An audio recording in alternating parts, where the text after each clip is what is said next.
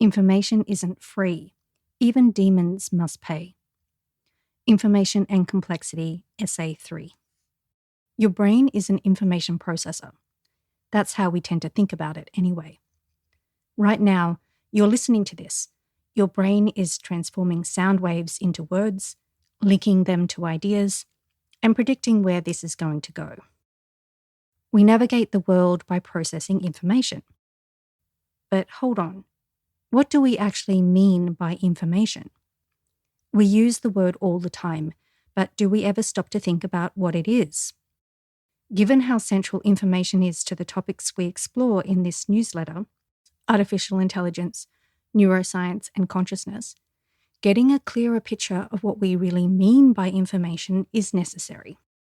In the last essay, I talked about information theory, the mathematical framework pioneered by Claude Shannon.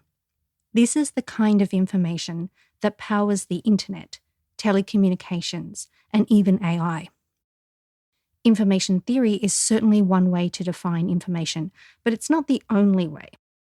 Physicists talk about information too, and when physicists talk about information, they mean something physical. Information in information theory and information in physics seem to have little to do with each other. One belongs to the world of communication and computation, and the other to the fundamental laws. They seem to be speaking different languages. But appearances can be deceiving. There's a famous problem in physics that hints at a deeper connection between the two. This is where things get weird. In 1867, physicist James Clerk Maxwell dreamed up a tiny demon, a creature that could seemingly break the rules of physics. And for over a century, some of the brightest minds in science tried to outsmart it and failed. The puzzle, now known as Maxwell's demon, was a problem in physics, but the answer came from information theory. Why? What does information, a concept born at the age of telegraphs and computers, have to do with the fundamental laws of the universe? The answer lies in entropy. Entropy? Wait, what? Isn't entropy just another word for disorder?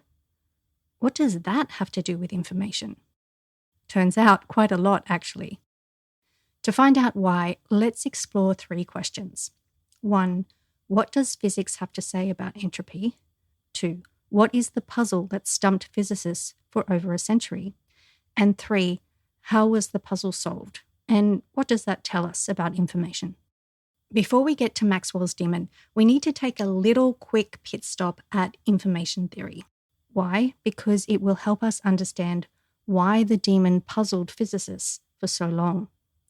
In information theory, information is all about surprise. The more unpredictable something is, the more information it carries. We can think of it this way. If I tell you that the sun will rise in the east tomorrow, you haven't learned much. But if I tell you the sun will rise in the west tomorrow, well, that's a lot of information. The cool thing about information in information theory is that we can actually measure information. The unit of measure? It's the humble bit. A single bit is the amount of information you get from a yes or a no question. Flip a fair coin, heads or tails, that's 1 bit of information. But if I pick up a random card from a shuffled deck of playing cards, now instead of just 2 options, there are 52. That means when you flip over 1 card, you gain about 5.7 bits of information. In information theory, entropy is defined as the average amount of information or uncertainty associated with a random variable. Now, that's all we really need to know about information theory for this essay. But if you're the kind of person who actually wants to calculate the information content of a coin toss, I've put together a primer on the math. Question 1. What does physics have to say about entropy? In information theory, entropy is fairly easy. It's a number, a value you can calculate. No ambiguity. But in physics, entropy is slipperier. Entropy is one of the most fundamental ideas in science. It explains a lot, from why coffee cools to why time only moves forward. But it's also one of the most misunderstood. To understand the puzzle Maxwell posed, we don't need to master everything about entropy. We just need to focus on two key definitions of entropy and one fundamental law of physics. Two definitions of entropy. Definition 1, entropy as disorder. If you remember entropy from high school, you probably heard it described as disorder. You might have been told that a messy room has high entropy and a tidy room has low entropy. Seems simple enough, right? But although disorder is a helpful shorthand for thinking about entropy, it's not quite right. Physicists prefer a different definition, one that explains entropy with more precision. Definition 2, entropy as the number of possible arrangements. Ludwig Boltzmann, one of the great pioneers of statistical mechanics, gave us a better way to think about entropy. Forget disorder. Think about entropy as the number of ways something can be arranged while still looking the same at a larger scale. Let's break it down with a cup of coffee. Imagine you pour cream into your coffee. At first, the cream sits in a neat layer on top. That's the macro state. It's the big picture description of our coffee. But if we zoom in, we see the micro state, the countless tiny molecules of coffee and cream. Now, let's think about all the different ways those molecules could be arranged. Some of those arrangements of molecules will give us a nice separated layer of cream on top coffee.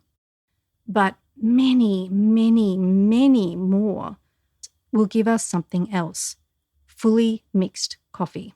So we say that mixed coffee has higher entropy than cream on top coffee because compared to cream on top coffee, there are way more ways for mixed coffee to exist. This brings us to one of the most famous laws in physics, the second law of thermodynamics. You have probably heard of it before. Entropy always increases. But why does it increase? If you understand the second definition of entropy, the answer is fairly simple.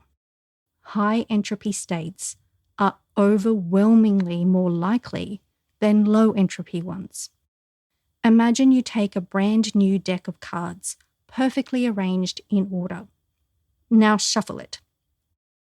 What are the odds that by sheer chance you'll shuffle it back into perfect order? Virtually zero. There's only one way for the deck to be ordered, but countless ways for it to be unordered or random. A randomly shuffled deck is simply much more likely than a perfectly ordered one. The second law explains many everyday phenomena. Logs burn to ash, but ash never reassembles back into a log.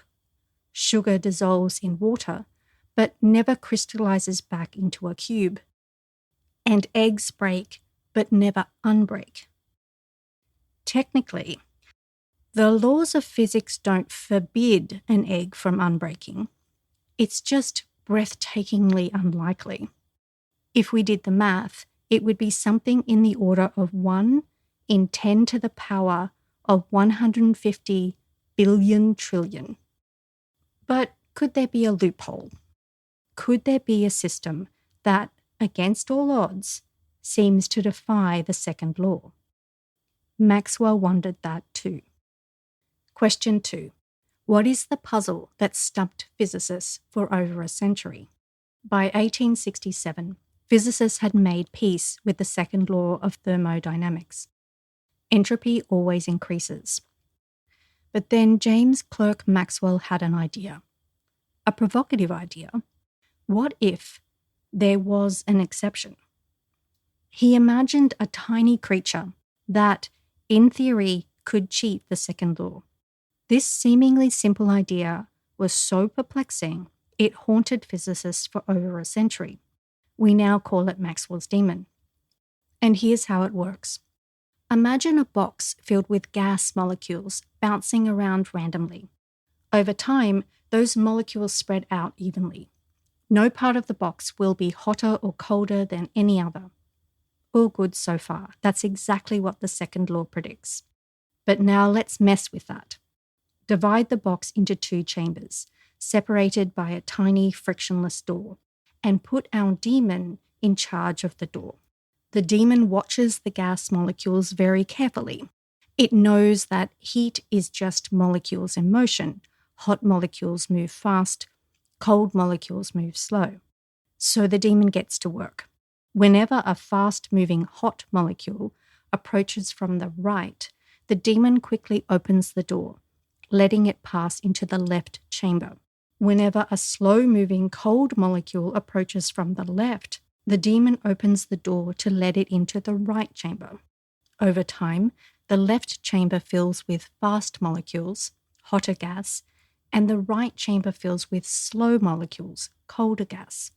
The demon has separated the hot and the cold molecules. It's created order from disorder. It's reversed entropy.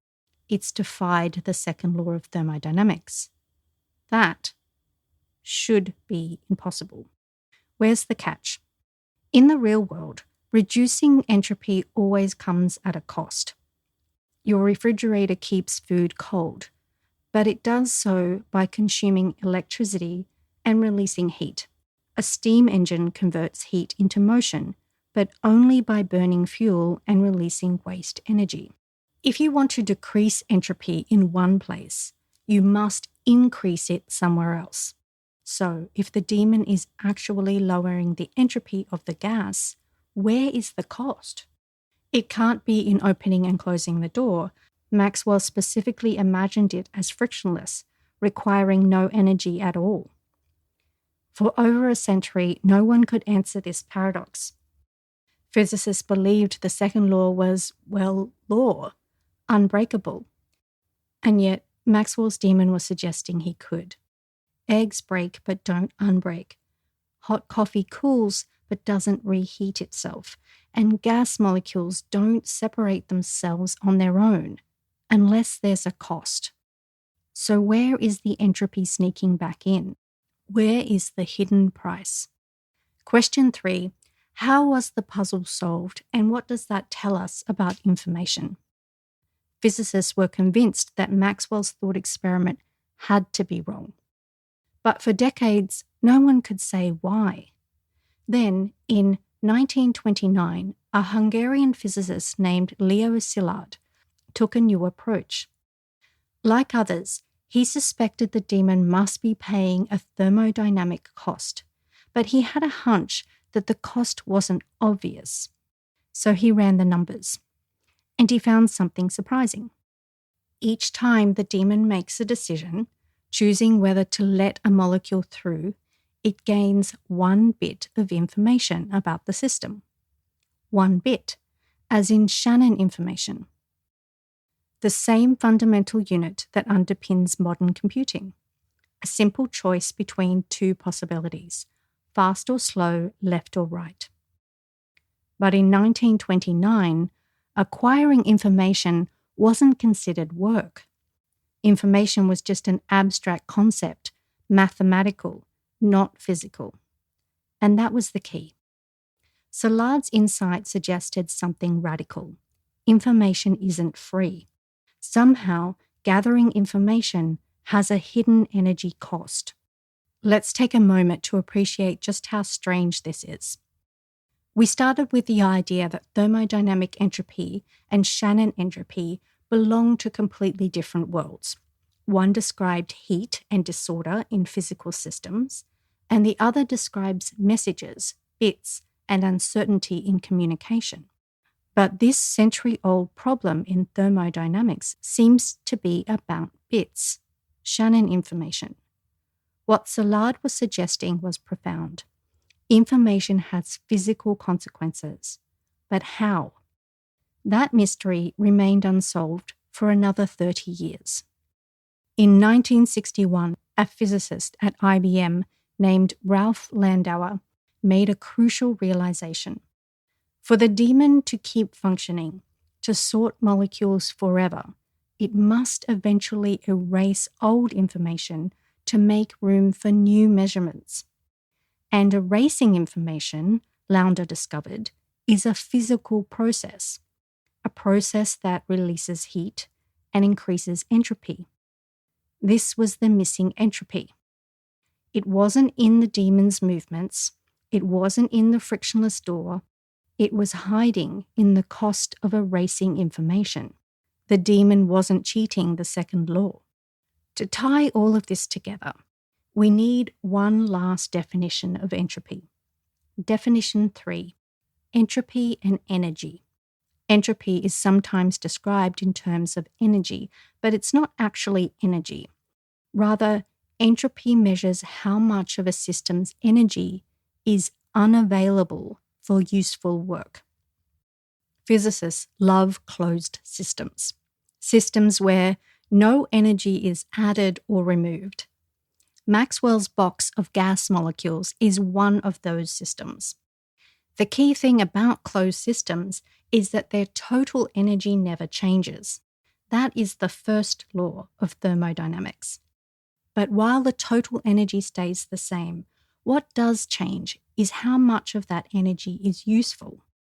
A charged battery is an example of low entropy energy, energy that's ready to do work. As the battery is used, the energy isn't lost, but it becomes less useful, spread out as heat. Entropy increases. And that's exactly what happens when the demon erases information. To keep sorting molecules, the demon has to gather information about the movement of molecules, and eventually it has to erase old information to make room for new information, and that's when it pays the price. Each time the demon erases a bit of information, it releases heat, converting useful low entropy energy into less useful high entropy energy. That's where the missing entropy was hiding all along. The second law wins. Landauer had solved the problem. Information processing isn't free. It has real physical consequences. At least that's the mainstream view. As always, the conversation doesn't end. Maxwell's demon may have been defeated, but some lingering questions remain. And in the spirit of intellectual honesty, let's take a moment to acknowledge some of them. Are information and thermodynamics entropy really the same thing? The math is strikingly similar. Both Shannon entropy from communication theory and thermodynamic entropy from physics follows the same fundamental equations. They both describe uncertainty, randomness, and constraints on what's possible. But are they fundamentally connected? Or is the overlap just a coincidence, a mathematical trick that happens to work in both worlds? Most physicists believe the connection runs deep, but some remain unconvinced. Did we really defeat the demon? For most scientists, Szilard and Landauer gave us the final answer. Maxwell's demon isn't a loophole in thermodynamics, it just hides the cost of information processing. But some critics, like John Earman and John D. Norton, argue that this explanation cheats. They claim Szilard and Landauer's argument assume from the start that the second law of thermodynamics must hold. Then, based on that assumption, they derive constraints, like the energy cost of erasing information, that justify why entropy always increases. If that's true, then the whole argument is circular reasoning. They argue that instead of proving the second law, the argument just restates it in a more complicated way. This isn't a mainstream view in physics or information theory, but in the philosophy of physics, the debate isn't entirely closed. The big question, what is information really? So far, we've treated information as something quantifiable, measurable, and tied to entropy and computation, bits and data. But is that all information is? when we talk about meaning, interpretation, and understanding, are we still talking about the same thing? Does the physics definition of information capture everything we mean by information? Or is there something more? Next week, even with the lingering uncertainties, the mainstream position in modern physics is clear. Information isn't just an abstract concept. It has clear, measurable effects in the physical world. And if that's true, it raises some big questions. Think about it. Every time you permanently delete a file, you're not just managing information, you're increasing entropy. If erasing information has a physical cost, what does that mean for systems that process information? Computers process information. So do brains. Entropy might help us understand memory and thinking in machines, like AI, neural networks, and computation. But what about us? Next week, let's get speculative. If entropy is at the heart of information processing, then what else might it be responsible for? And what does that tell us about systems that think?